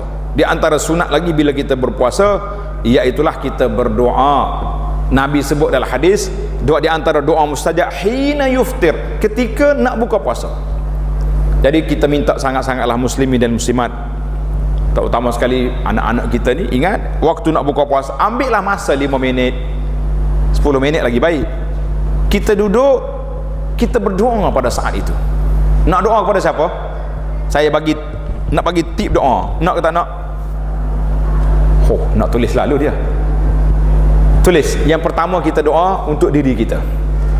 Semestinya kita nak, ya Allah, hidup aku dalam keadaan baik, dalam keadaan beriman, beristiqamah, mati aku dengan husnul khatimah. Pandai dah. Oh Allah, dia kata ustaz, ingat nak ajar doa. Doa lah tu. Doa bahasa Melayu pun cukup. Tak semesti bahasa Arab doa ni. Allah Ta'ala mengetahui semua. Kemudian yang kedua, doa untuk pasangan masing-masing. Suami doa untuk isteri, ya Allah, jadilah isteri aku ni isteri yang solihah, isteri yang baik, beriman, taat kepada suami dalam perkara yang baik, jaga aurat, tak suka membawang. Boleh ke cakap macam tu? Abang, mana saya bawang? Tak adalah, saya doa je, jangan marah. Jangan ingatkan cerita seorang suami isteri pergi umrah. Dengar dah tu lama-lama, tapi 2 tahun PKP ni mungkin lupa. Isteri ni berdoa dekat Kaabah. Iyalah, orang baru sampai umrah ni, perasaan dia lain untuk berdoa. Dia kata, ya Allah, ya Tuhanku, aku minta dengan namamu yang maha indah, namamu yang maha indah, sifat yang maha tinggi, rezekikanlah, bantulah suami aku ni untuk tinggal rokok. Boleh? Kau tak berani? Jangan cakap depan dia, senyap-senyapnya doa. Dia berbalik hotel, dia kata, bang, alhamdulillah, terima kasihlah abang bawa saya mari umrah. Suami bangga lah depan orang, dipuji. Saya doa khas untuk abang tadi tu. Dia kata, kau doa apa? Ingatkan doa kaya ke apa tak? Awet muda ke apa tak? Dia kata, saya doa minta betul-betul ikhlas dengan Allah, supaya Allah taufikkan abang boleh tinggal rokok. Sepatutnya suaminya, amin ya Allah, tak rezeki kalau aku tinggal rokok di Mekah ni. Apa jadi tuan-tuan yang mengejutkan kita? Dia angkat balik tangan, ya Allah, ya Tuhanku, minta tolong cancel balik doa bini aku dekat Kaabah tadi. Macam mana? Dia minta Allah cancelkan doa dia dekat Kaabah tadi sebab sayang dia kepada rokok, tak mau berhenti. Kita kata la haula wala quwata illa billah. Nah, dia ambil peluang doa dekat dengan waktu maghrib, waktu mustajab ini, doa kepada pasangan masing-masing. Dan yang ketiga, kita doa kepada ibu bapa kita. Kalau yang masih hidup, ya Allah, matti'hu bis-sihah, berilah mereka sihat walafiat, dapat beribadat dengan baik, rajinlah beribadat pada bulan Ramadan ni, ya Allah. Jangan duduk jalan sana sini, duduk tunggu bazar, duduk tunggu itu ini. Ya, sebut. Tengok penyakit apa, perangai apa mak ayah kita sebut pada Allah. Bukan nak memburukkan dia. Sebut kepada Allah, tidak memburukkan. Sebut kepada orang, mengaibkan. Ingat, itu punya kaedah. Kemudian kalau yang sudah akhir sekali, ya Allah, matikan mereka dengan husnul khatimah. Itu yang paling penting dalam hidup kita ni, mati dengan husnul khatimah. Kemudian kalau yang sudah meninggal, kita, ya Allah, ya Tuhanku, berilah keampunan kepada mereka, jadilah mereka, kubur mereka raudhatum min riyadil jannah, jadikanlah mereka ni ahli syurga. Doa banyak-banyak, insya-Allah. Kata Nabi SAW, berapa ramai orang yang mendapat darajat yang tinggi dalam syurga. Pak cik ni masuk dalam syurga, dapat darajat yang tinggi, dia pun terkejut. Dia tanya malaikat, kenapa aku darajat tinggi sedangkan aku malas ibadat? Macam kita hari ni, kita naik kapal terbang, beli tiket ekonomi, tiba-tiba dapat boarding pass business class, mesti terkejut kita. Siapa angkat darjat? Nah, rupa-rupanya pilot tu anak saudara kita, tolong angkat senyap-senyap naik. Contohlah ni, contoh. Kalau salah jangan marah. Ni orang kapal terbang ada, dia kata, mana boleh pilot? Tak apalah, yang penting contoh. Di akhirat esok, orang yang naik darjah tinggi sedangkan dia ni tak kuat ibadat, dia tanya malaikat, kenapa? Malaikat jawab, bistighfari waladika, dengan sebab anakmu beristighfar, anakmu yang minta ampun, rabbighfirli wa liwalidayya, Allah angkat darjat dia naik tinggi dengan sebab doa anak-anak. Bahagia tak bahagia mak ayah kita? InsyaAllah tuan-tuan dan puan-puan, ibu-ibu bapa, kalau kita boleh membahagiakan anak ibu bapa kita, insya-Allah anak-anak kita akan bahagiakan kita nanti, insya-Allah. Nak ke tak nak? Ingat, jangan lupa mak ayah. Kemudian yang keempat, kita doa kepada anak-anak. Kalau boleh mak sebut nama seorang-seorang. Anak yang pertama rajin solat, tapi duit payah nak bagi. Contoh ya tu. Anak yang kedua, minta duit 200, dia bagi 500, tapi tudung kepala pun tak mau pakai. Mengadu dengan Tuhan, jangan malu, sebut dengan Allah Azza wa Jalla. Anak yang ketiga, dua-dua baik, ibadatnya kuat, tutur katanya baik, apa lagi, ibadatnya, duit pun mudah. Ya Allah, kita sebut nama seorang-seorang, tak rugi ibu bapa. Lebih-lebih doa mak yang mustajab. Kemudian yang kelima, doa bi zahril ghaib, doa di sebalik tabir. Ini yang penting. Kita ingat kawan kita sakit, kita doakan dia. Tak payah update. Allah, alhamdulillah, selamat berbuka puasa, baru je selesai doa. Doa kepada Muhammad sakit, doa kepada Timur yang sakit. Lah, Nabi sebut kata, da'watul muslim li akhihi bi zahril ghaib mustajab. Doa seorang muslim, termasuk muslimah, kepada saudara dia tanpa dia ketahui, itulah di antara ciri-ciri doa mustajab. Jangan bagi tahu kepada orang. Siapa yang kita sayang, kita doa. Kawan kita yang uzur, kawan kita yang sakit, kawan kita yang ya apa saja yang kita kata lara ke, dah 10 hari Ramadan ni tak pergi tarawih lagi, kita doakan. Dan jangan doa yang sensitif dekat nak buka puasa. Nak dengar ke doa sensitif macam mana? Muslimat nak dengar? Nak semacam apa dia dah? Ada seorang ni, dia teringat kawan, kita nak buka puasa kan seronok, anak-anak ramai, isteri pun siap buat hidangan. Kawan dia tu tak ada bini, tak ada isteri. Ya Allah, dia pun berdoa, ya Allah ya Tuhanku, rezekikanlah kepada kawan aku tu isteri yang solihah, yang baik-baik. Oh, bini dia pula mari mengaji dah di masjid negara ni. Dia tahu bahayanya doa di sebalik tabir. Keluar dengan sodek ke senduk. Tengah duk masak, mari bang, jangan doa. Aku doa untuk kawan.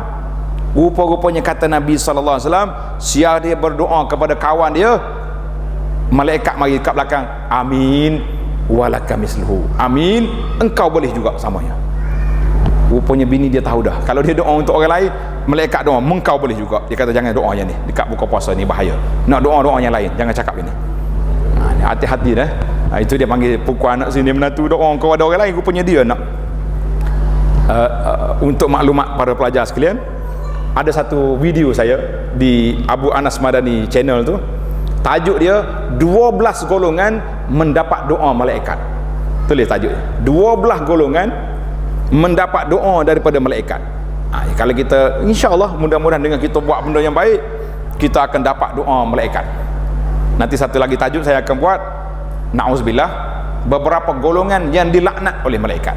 Ini kita minta perlindungan Allah Taala, kita nak yang baik. Selepas kita berdoa, alhamdulillah dah buka puasa. Cuma selepas buka puasa, jangan lupa kita solat maghrib, solat isya, dan solatut tarawih. Cuma timbul lagi masalah solat tarawih nak solat berapa rakaat. Jadi hari ini saya tengok banyak peraturan-peraturan yang dibuat oleh pihak pejabat agama. Mesti 20 rakaat. Saya kata selesai masalah. Kalau tidak dua khilaf, 8 ke 20. Solat dah selesai dah, tapi yang tak selesai imam cukup 20. Makmum belakang tu berapa rakaat. Itu jadi problem. Macam mana kita nak buat ustaz? Tutup pintu? Orang nak pergi tandah pula tak? Tak lari juga. Jadi isteri ni kalau suami dia suka lagi tengah jalan, mari awal masjid, suruh dia masuk dalam. Parking kat dalam bang. Setengah masjid dia buat 2 parking, 8, 20. Pandai pula dia orang striker cerita, nak suruh orang lain. Saya tak setuju 8, 20. Kita kata semua masjid satu je, masuk dalam belakang, kita kunci pagar, tak boleh keluar. Daripada kita duduk berdiri kat sini, baik kita masuk salat tarawih. Satu malam, tengok dalam kertas tu ada, ni kertas motivasi ni, di bawah perkara yang ketiga, di bawah qiyamul lail. Nampak tu? Yang ketiga qiyamul lail. Hadis Abu Zar radhiyallahu anhu, Nabi sallallahu pernah solat tarawih sampai separuh malam. Bila sampai separuh malam, para sahabat yang kuat ibadat ni macam tak puas hati. Dia pergi jumpa Nabi sallallahu, dia kata, ya Rasulullah, kalau kita solat sampai ke sahur lagi baik, lambat lagi nak sahur ni. Kalau saya lah jadi imam, saya minta jemaah masuk balik, kita sambung tarawih sampai sahur. Tapi Nabi dia, sifat dia apa Nabi? Rahmatan lil alamin. Dia tak layan permohonan sahabat. Bahkan permohonan itu dilayan dengan satu bonus besar Allah Ta'ala beri kepada kita. Nak tak nak bonus ni? Nak? Tengok dalam kertas. Sebagai peringatan, setiap jemaah hendaklah menyempurnakan solat tarawih bersama imam supaya namanya tertulis di kalangan orang-orang yang qiyam, orang yang berdiri solat satu malam. Macam mana? Kata Nabi SAW dalam hadis, innahu man qama ama'al imami hatta yansarif kutiba lahu qiyamu laylatin. Siapa dia berdiri satu malam sampai sudah, sekali ingat imam dia 20, 23 sampai sudah, dia jangan lari tengah jalan. Ni ada setengah pakcik ni, dia lari juga, lari selepas 20, sebab dia kata dia nak solat witir di rumah. Tak cukup, SOP belum cukup untuk mendapat bonus. Nabi kata hatta yang sarif, sehingga sudah semua sekali, termasuk witir. Kutiba lahu qiyamul lailatin, ditulis baginya pahala berdiri satu malam. Kita balik tidur di rumah kerana nak bekerja esok, pahala berjalan qiyamul lail. Seronok? Nak ke tidak pahala? Jangan lari tengah jalan, lari habis.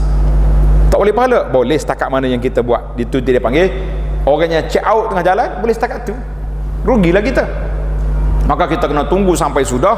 Bila kita sudah semua sekali, kita balik, alhamdulillah, kita sudah dapat bonus qiyamul lail. Kita tidur, bangun sahur, timbul lagi soalan. Tadi ustaz, saya ni seumur hidup solat witir di akhir malam. Jadi kalau saya solat dengan imam di masjid, saya tak ada, malam tak ada. Jawab dianya, memang dalam Nabi sebut dalam hadis, la witrani fi lailatin, tak boleh witir dua kali satu malam, tak ada witir dua kali. Manakala kita di awal malam bangun nanti tahajud, witir tak ada lagi dah. Baik, kalau saya nak solat witir malam, macam mana nak buat? Ini cara yang kedua ni, kita kena pandailah sikit. Iaitulah kita kena niat bila tamat 23 rakaat, 20 rakaat, imam niat solat witir, kita niat solat qiyamul lail. Saja aku solat qiyamul lail. Qiyamul lail ni tak ada had bilangan, boleh sampai bila-bila. Nabi sebut dalam hadis, salatul laili masna masna. Solat malam tu 2 rakaat, 2 rakaat. Habis kita solat. Tak apalah yang 2. Habis yang imam satu macam mana? Bila imam 1 rakaat, dia naik tambah 1 lagi, kita pun kena, maaf, dia bagi salam, kita kena tambah 1 rakaat lagi. Oi, malulah ustaz nak bangun, nanti orang tengok saya warak. Sudah, warak dia tu nak solat akhir malam. Kita jangan bangun, kita tambah sambil duduk.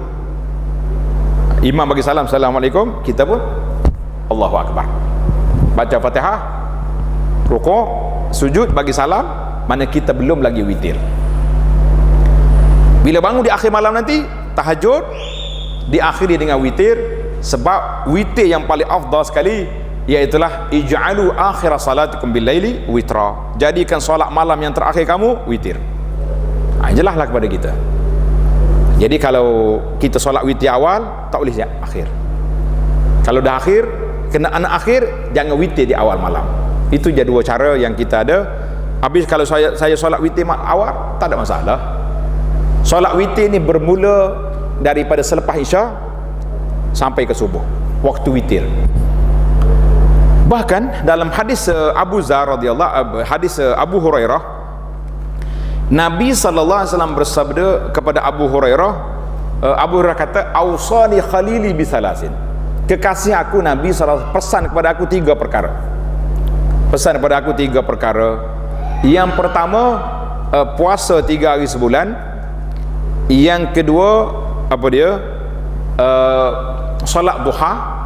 Yang ketiga, witir sebelum tidur. Ada orang kata, kenapa Abu Hurairah witir belum tidur? Ana pun duk cari juga, cari. Nampaknya Abu Hurairah ni kuat sangat belajar, dia tidur lewat. Maka dia diarahkan solat witir sebelum tidur. Manakala kita hari ni kita penat malam, balik travel, balik kerja shift, elok kita witir belum tidur, sebab mungkin kita tertidur sampai ke pagi, sampai ke subuh. Wallahu alam, itu di antara analisa ringkas yang kita buat. Jadi oleh kerana masa kita sangat terhad, itulah di antara sunnah yang patut kita hidupkan. Yang terakhir, wasiat kita yang terakhir, iaitulah Ramadan Syahrul Quran. Kita buat program kita di masjid kita, alhamdulillah, tadarus. Berapa waktu tadarus? Setiap waktu tadarus Quran. hari-hari. Masjid kita ni, masjid negara, telah menyediakan tadarus setiap hari ada, pagi ada, malam ada. Jangan lupa, bagi orang yang berdekatan di sini, ambil di sini. Tuan-tuan yang duduk di jauh, cari masjid yang terdekat, supaya kita jangan tertinggal daripada qawafil, daripada qafilatul khair. Orang lain pergi dengan Quran, kita duduk main, duduk tunggu Quran tak buka-buka lagi. Jangan. Jadi elok-eloknya 3 cara Quran di bulan Ramadan. Cara yang pertama, kita baca sendiri untuk khatam. Cara yang kedua, kita pergi ke masjid tadarus Quran beramai-ramai. Cara yang ketiga, kita ada juga ayat tadabbur Quran. Ini 3 cara yang kita kena buat. Dalam kertas ni saya tulis cerita Imam Syafi'i khatam Quran 60 kali bulan Ramadan. Terkejut kita dengar 60 kali. Masya Allah. Bila dia baca, rupa-rupanya bila kita siasat tengok, ramai jemaah kata, saya ni ustaz tak logik nak khatam Quran 1 kali 1 hari, sebab 1 juzuk dia baca 1 jam. Mana 30 jam, hari pada 24 jam, dia 30 jam, tak akan cukup. Tapi kalau kita tengok ustaz-ustaz di tahfiz, tanya ustaz kita ni, berapa minit 1 juzuk? 20 minit, 10 minit. Dia sekitar tu ya. Ni orang hafal Quran macam imam kita ni, mungkin dalam 15 minit, 10 minit. Kalau 15 minit lah. 15 minit 1 juzuk, 15 kali 30 berapa jam? Berapa minit? Lebih kurang dalam 6 jam khatam. Tu. Tapi kalau Imam Syafi'i, saya kata 10 minit dia baca. 10 minit baru 10 minit 6 kali 300 minit baru 5 jam. Lama lagi masa nak cukup. Dia kata zaman dulu tu ustaz. Cuba cerita zaman sekarang. Zaman sekarang ni saya baca kisah seorang kanak-kanak macam anak kita ni. Nama dia Jihad Al-Maliki. Tulis di internet, Jihad Al-Maliki, matanya buta. Tahun lepas dia keluar kenyataan, guru dia tanya dia berapa kali mukhatam Quran tahun lepas, dia kata 60 marrah, 60 kali bulan Ramadan. Wa hadhihi sanah insyaallah mislul awal. Tahun ni aku nak khatam 60 kali seperti tahun lepas. Wujud di zaman kita ni ikon yang kita boleh contohkan. Kalau tidak dengan Imam Syafi'i, wallah Imam Syafi'i ni mati tahun 204 tuan-tuan. Takkan kita nak ikut 1000 tahun dulu lah. Zaman kita ada orang yang hafal Quran, orang yang khatam Quran 60 kali di bulan Ramadan. Dia kata tu ada hadis Nabi larang kan, dalam kitab ulama kata tak boleh khatam lebih daripada 3 hari, lebih daripada 7 hari. Kita kata itu hari lain. Ramadan ni ada khas untuk syahrul Quran, kita guna khatam pada masa yang dibenarkan. Jadi alhamdulillah para jemaah sekalian, sama-samalah kita manfaatkan. Dan ana ucap terima kasih kepada yang berbahagia imam besar dan semua imam-imam, sahabat-sahabat kita yang menguruskan program perdana kita pada pagi ini. Mudah-mudahan ada manfaatnya kepada kita semua, dan insya-Allah mudah-mudahan kita bertemu lagi dalam program-program yang lain. Aqulu qauli hadza, wassalamualaikum warahmatullahi wabarakatuh.